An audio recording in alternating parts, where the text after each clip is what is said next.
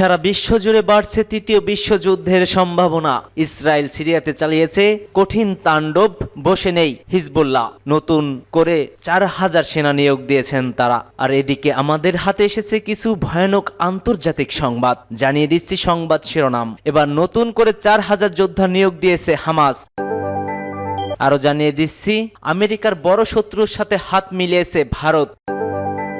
এরপরে থাকছে চেচেনিয়ায় উড়ল ইউক্রেনীয় ড্রোন, পাল্টা হামলার হুঁশিয়ারি। একই সঙ্গে জানিয়ে দেব ভারতীয় পণ্যে অধিক শুল্ক চাপানো হবে পদে বসার আগেই, কঠিন হুঁশিয়ারি ট্রাম্পের। এবং সর্বশেষ জানিয়ে দিচ্ছি জঙ্গিরা দখল নিয়েছে সিরিয়া, প্রথমবারের মতো মুখ খুললেন ক্ষমতাচ্যুত আসাদ। এতক্ষণ শুনছিলেন সংবাদ শিরোনাম, এবার বিস্তারিত। তবে তার আগে আপনি যদি ইসলামিক প্রতিরোধ আন্দোলন গোষ্ঠীগুলোকে ভালোবেসে থাকেন, অবশ্যই কমেন্ট সেকশনে এস লিখে জানিয়ে দিন আপনার মূল্যবান মতামতটি। আর ভিডিওটি যদি ভালো লেগে থাকে অবশ্যই একটি লাইক করবেন এবং পরবর্তী আপডেট পেতে চ্যানেলটিকে সাবস্ক্রাইব করার অনুরোধ রইল।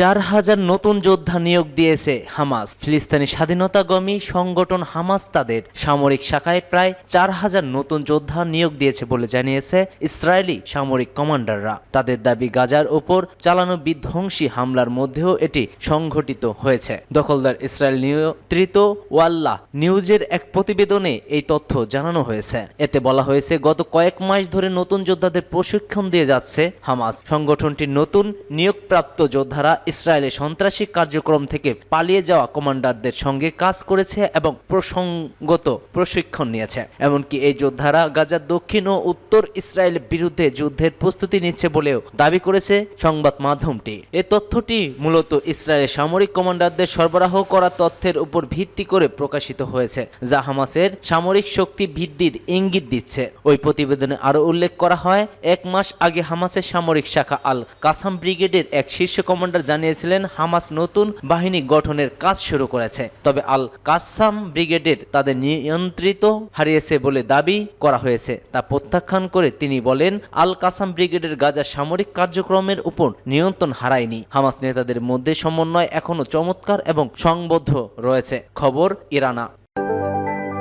আমেরিকার বড় শত্রুর সাথে এবার হাত মিলিয়েছে ভারত। কিমের দেশে বন্ধ দূতাবাস খুলে দিল ভারতের নয়াদিল্লি। গোটা বিশ্ব যখন মধ্য ও পশ্চিম এশিয়ার দিকে তাকিয়ে, ভারত বরং অ্যাক্ট ইস্ট নীতি নিতে চলেছে, এবং তাও নিঃশব্দে। উত্তর কোরিয়ার সঙ্গে নীতিতে গুরুত্বপূর্ণ বদল আনছে ভারত। উত্তর কোরিয়ার ভারতীয় দূতাবাসের বন্ধ দরজা খুলে ফেলেছে। আমেরিকার বড় শত্রু কিম জং উনের দেশের সঙ্গে প্রায় গোপনেই এই বদলকে তাৎপর্যপূর্ণ বলে মনে করেছেন ওয়াকিবাল্লাহ মহল। এক সর্বভারতীয় সংবাদ মাধ্যমের দাবি এমনই। 2021 সালের জুলাই মাসে পিয়ংইয়ং এর ভারতীয় দূতাবাস বন্ধ করার সিদ্ধান্ত নেয় নয়াদিল্লি। রাষ্ট্রদূত আতুল মালহারি গোতসুভে মস্কো হয়ে নয়াদিল্লি ফেরেন তার অধীনস্থ সমস্ত কর্মীদের নিয়ে। যদিও তখন বলা হয়েছিল কোভিড পরিস্থিতিতে এমন সিদ্ধান্ত, কিন্তু বিশেষজ্ঞদের কাছে পরিষ্কার হয়ে যায় এই সুযোগ উত্তর কোরিয়ার মুখের উপর দরজা বন্ধ করতে চাইছে মোদী সরকার। এই ধারণা যে ভুল নয় তা স্পষ্ট হয়েছে ক্রমশই, কেননা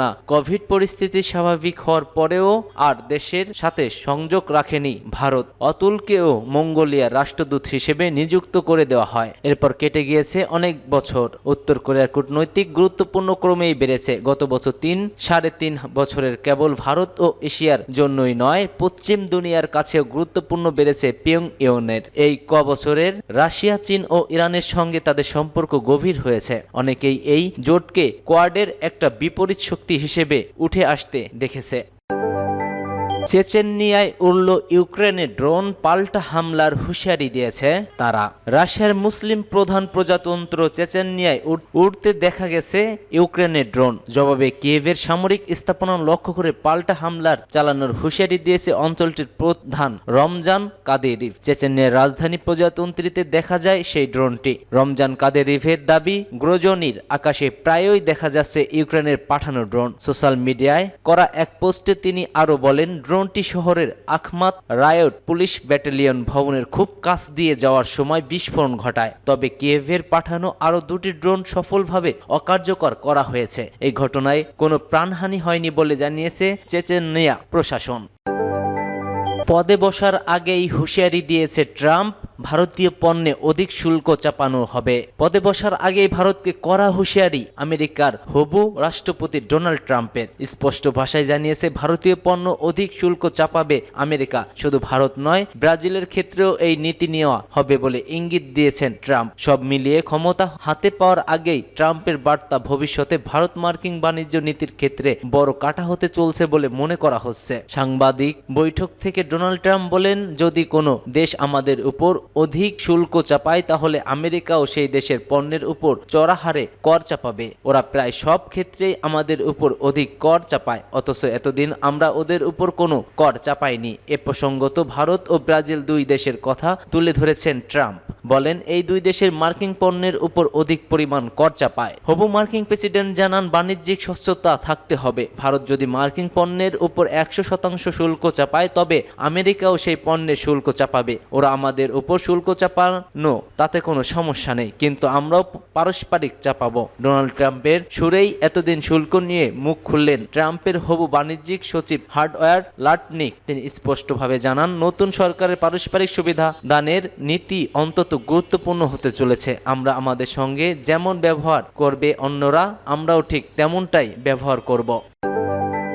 প্রথমবারের মতো মুখ খুলেছেন ক্ষমতাচ্যুত আসাদ। বলছেন, জঙ্গিরা দখল নিয়েছে সিরিয়ায়, সন্ত্রাসীবাদীরা দখল নিয়েছে সিরিয়ায়। ক্ষমতা হারানোর পর প্রথমবার মুখ খুলেছেন বাশার আল আসাদ। মস্কো থেকে এক বিবৃতিতে পরিকল্পিতভাবে দেশ ত্যাগের বিষয়টি অস্বীকার করেন সিরিয়ার প্রাক্তন প্রেসিডেন্ট। জানান, শেষ মুহূর্তে পরিস্থিতি বিবেচনা করেই দেশ ছেড়েছেন তিনি। খবর এএফপির সূত্র। 2000 সালে সিরিয়ার প্রেসিডেন্ট গদিতে বসেন আসাদ। বাবা হাফেজ আল আসাদের পর উত্তর অধিকারী সূত্রে ক্ষমতা পান তিনি। যদিও গত 8 ডিসেম্বর পালা বদল ঘটে সিরিয়াতে। গৃহযুদ্ধে জয় পেয়েছে বিদ্রোহী জঙ্গি সংগঠনগুলি। বাধ্য হয়ে দেশ ছেড়েছেন আসাদ। সপরিবারে রাশিয়ায় আশ্রয় নিয়েছে সিরিয়ার ক্ষমতাচ্যুত প্রেসিডেন্ট। সংবাদ সংস্থা এএফপির দাবি, মস্কো থেকে প্রথমবার দেশ ত্যাগ আসাদ বিবৃতি দিয়েছে। এই বিবৃতিতে বলা হয়, সন্ত্রাসবাদ সিরিয়া জুড়ে ছড়িয়ে পড়েছিল। শেষ পর্যন্ত 7 ডিসেম্বর শনিবার সন্ধ্যায় দামাস্কে পৌঁছায় জঙ্গিরা। প্রশ্ন উঠেছিল প্রেসিডেন্টের ভাগ্য ও অবস্থান নিয়ে। জিহাদিদের জঙ্গিবাদকে বিদ্রোহের সংগ্রাম বলে